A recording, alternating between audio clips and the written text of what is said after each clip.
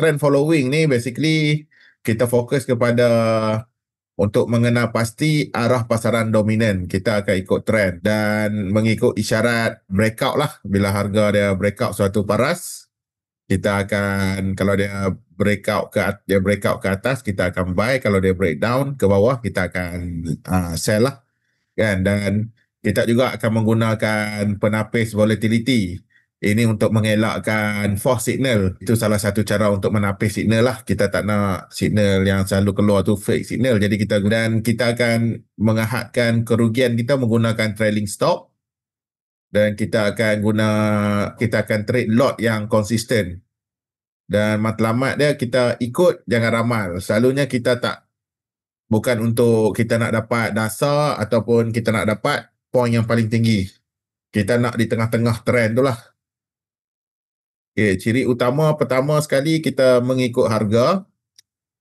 Kan, kita mengikut pergerakan harga, bukan kita ramal. Lepas tu kita melindungi modal kita melalui stop loss dinamik. Lepas tu dia mempunyai kepelbagaian lah. Kita boleh trade different product dan juga different time frame.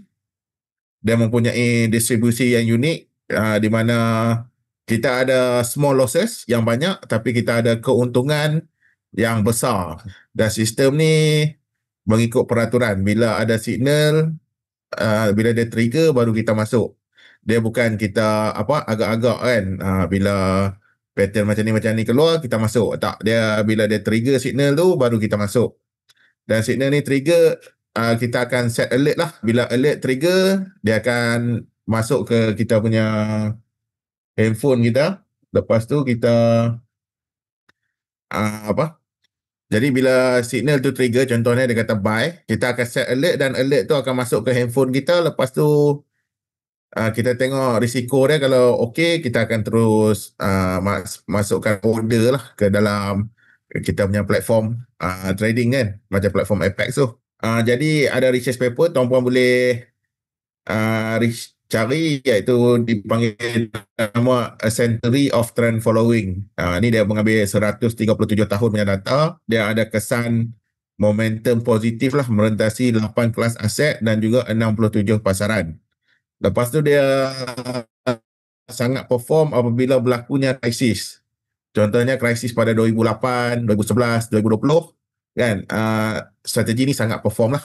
Lepas tu dia punya return dalam 11% dan dia punya maximum drawdown iaitu paras kerugian yang paling tinggi adalah 21%. Salah satu komponen trend following ni adalah momentum kuantitatif lah, kan, di mana kita ukur prestasi berdasarkan 3 hingga 12 bulan yang lalu untuk menilai kekuatan trend. Lepas tu kita tapis aset lah. Contoh dia macam kita tengok, okey, kita compare saham, sawit, minyak mentah, kripto, emas, minyak kan. Kita tengok yang mana sedang trending, kita trade produk tu lah. Strategi dia macam-macam lah kan.